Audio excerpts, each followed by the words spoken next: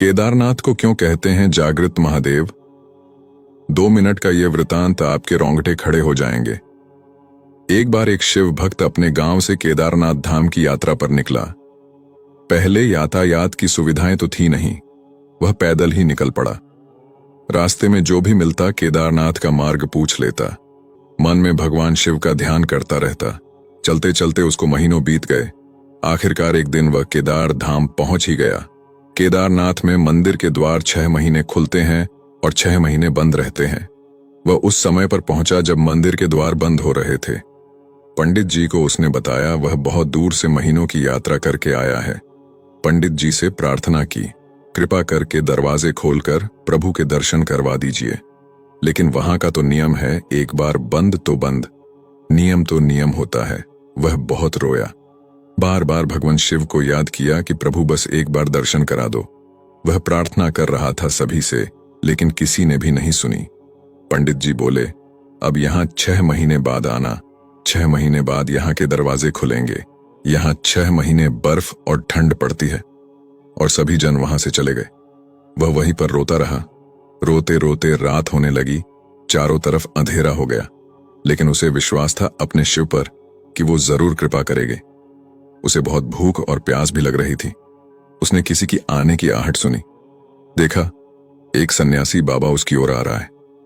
वह सन्यासी बाबा उसके पास आया और पास में बैठ गया। पूछा, बेटा कहां से आए हो? उसने सारा हाल सुना दिया और बोला, मेरा आना यहां पर व्यर्थ हो गया बाबा जी। बाबा जी ने उसे समझाया और खाना भी दिया। और फिर बहुत देर तक बाबा उससे बातें करते रहे। बाबा जी को उस पर दया आ गई। वह बोले, बेटा मुझे लगता है सुबह मंदिर जरूर खुलेगा, तुम दर्शन जरूर करोगे। बातों बातों में इस भक्त को न जाने कब नींद आ गई। सूर्य के मध्यम प्रकाश के साथ भक्त की आंख खुली। उसने इधर उधर बाबा को देखा, किंतु वह कहीं नहीं थे। इससे पहले कि वह कुछ समझ पाता, उसने देखा पंडित जी आ रहे हैं अपनी पूरी मंडली के साथ। उसने पंडित को प्रणाम किया और बोला, कल आपने तो कहा था मंदिर 6 महीने बाद खुलेगा और इस बीच कोई नहीं आएगा यहाँ, लेकिन आप तो सुबह ही आ गए। पंडित जी ने उसे गौर से देखा, पहचानने की कोशिश की और पूछा, तुम वही हो जो मंदिर का द्वार बंद होने पर आए थे, जो मुझे मिले थे? 6 महीने होते ही वापस आ गए। उस आदमी ने आश्चर्य से कहा, नहीं, मैं कहीं नहीं गया। कल ही तो आप मिले थे, रात में मैं यहीं सो गया था, मैं कहीं नहीं गया। पंडित जी के आश्चर्य का ठिकाना नहीं था। उन्होंने कहा, लेकिन मैं तो 6 महीने पहले मंदिर बंद करके गया था और आज 6 महीने बाद आया हूं। तुम 6 महीने तक यहां पर जिंदा कैसे रह सकते हो? पंडित जी और सारी मंडली हैरान थी।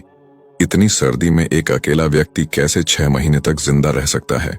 तब उस भक्त ने उनको सन्यासी बाबा के मिलने और उसके साथ की गई सारी बातें बता दी कि एक सन्यासी आया था, लंबा था, बड़ी बड़ी जटाएं, एक हाथ में त्रिशूल और एक हाथ में डमरू लिए, मृगशाला पहने हुआ था।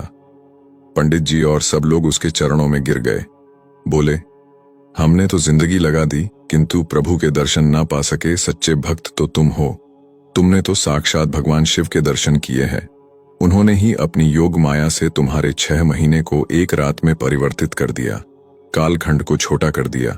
यह सब तुम्हारे पवित्र मन, तुम्हारी श्रद्धा और विश्वास के कारण ही हुआ है। आपकी भक्ति को प्रणाम।